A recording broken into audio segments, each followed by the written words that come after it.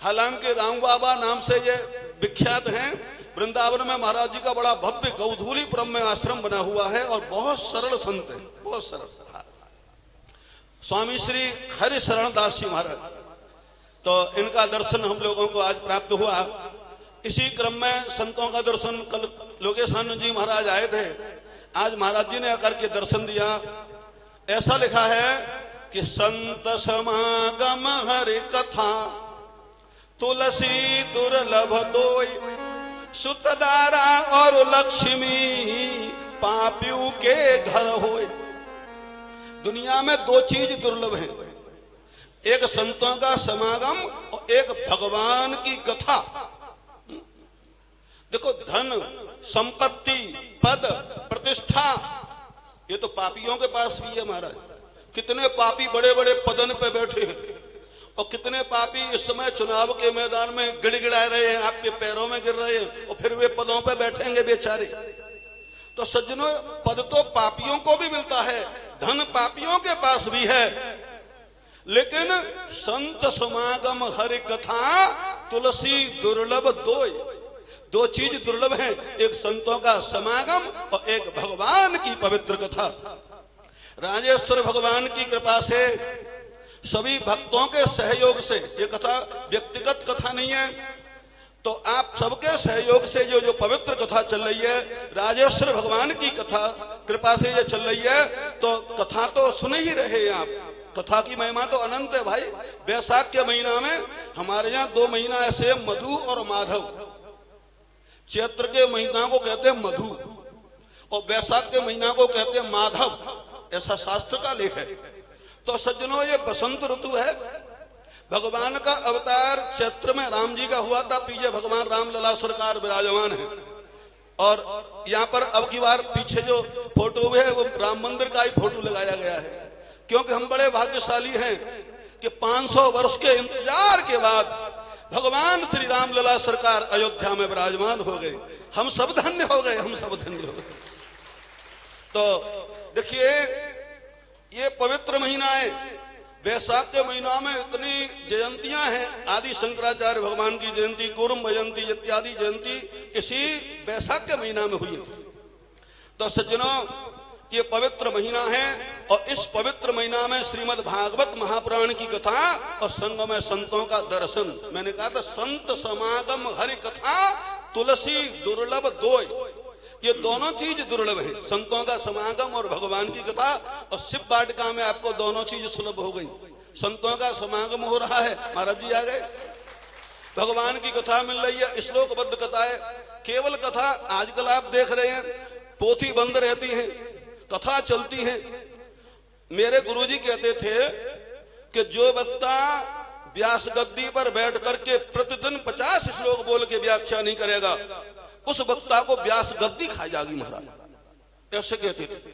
अब ध्यान देना, आज नहीं खागी तो कल खाएगी। ये नचकैया कथा कह रहे हैं, नचकैया।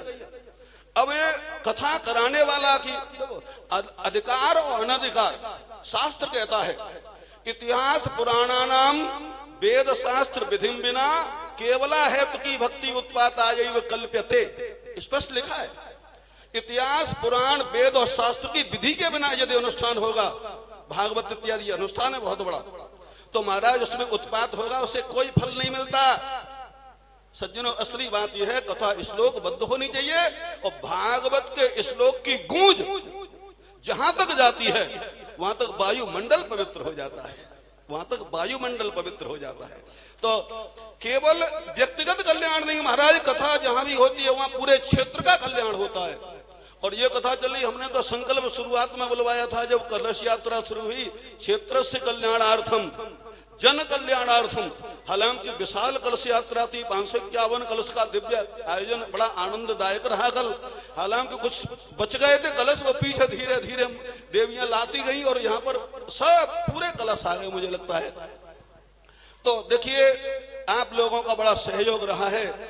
देवियों ने इतनी भयंकर गर्मी में कल कितना बढ़िया आनंद पूर्वक यात्रा करी और आपके सहयोग से ये पवित्रतम दिव्यतम कथा पूर्ण हो गई। तो खूब सहयोग करें भगवान के काम में।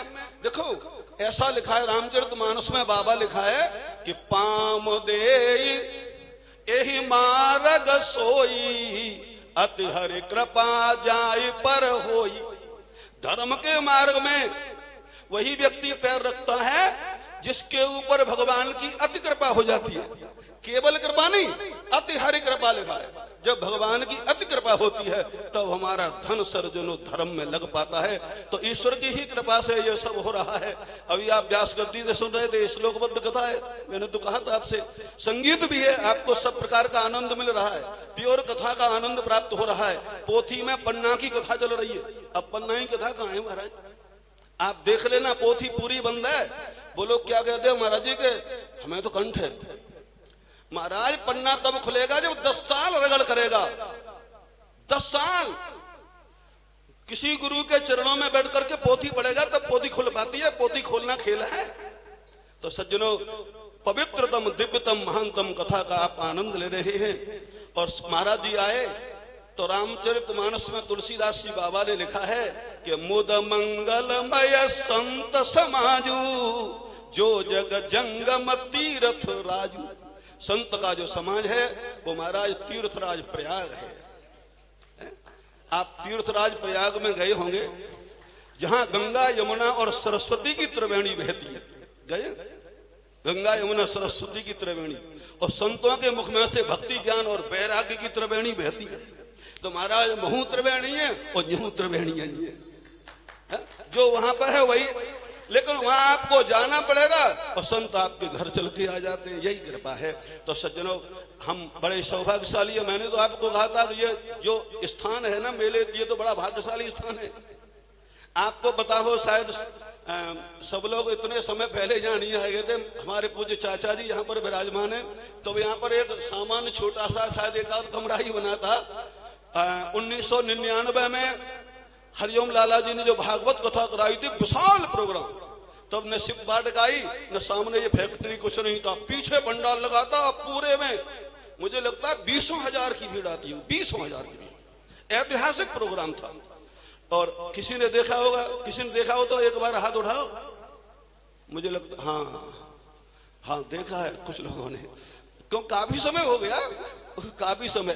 तो उस समय का बहुत विशाल भव्यतम दिव्यतम प्रोग्राम था। तो और आज फिर एक बार इस वाटिका में भी कथा हो चुकी है।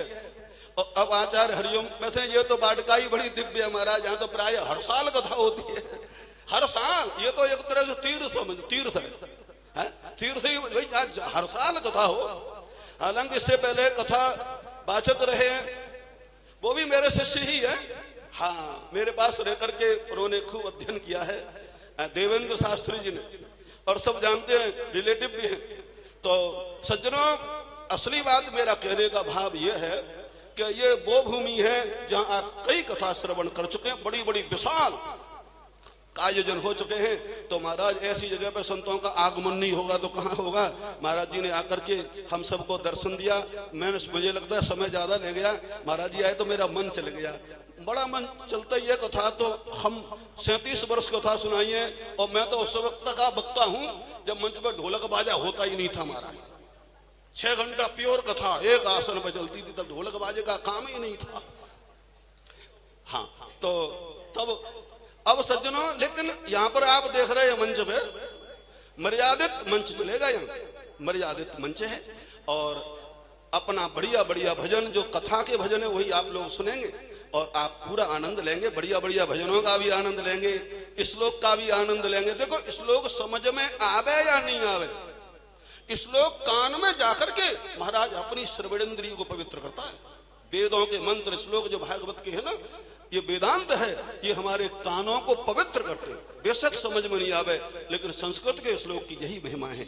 आप लोग बड़े भाव से इस पवित्र कथा को सुने, और हम भगवान से प्रार्थना करते हैं कि ये प्रोग्राम एक ऐतिहासिक प्रोग्राम हो जाए, ऐसी राजेश्वर भगवान। लेकिन आप सब जनता जनार्दन लिखा है ना, आपने देखे होंगे जहाँ बैनर बड़े बड़े लगे हैं, सहयोग किसका है? जनता जनार्दन। जनता ही तो जनार्दन है।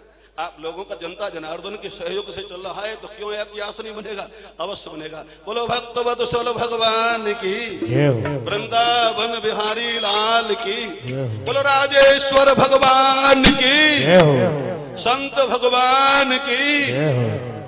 अब आचार्य हरिओम जी की वाणी से इस पवित्र अच्छा हमारे कौशल शर्मा जी लिस्ट लेकर के आ रहे हैं। हाँ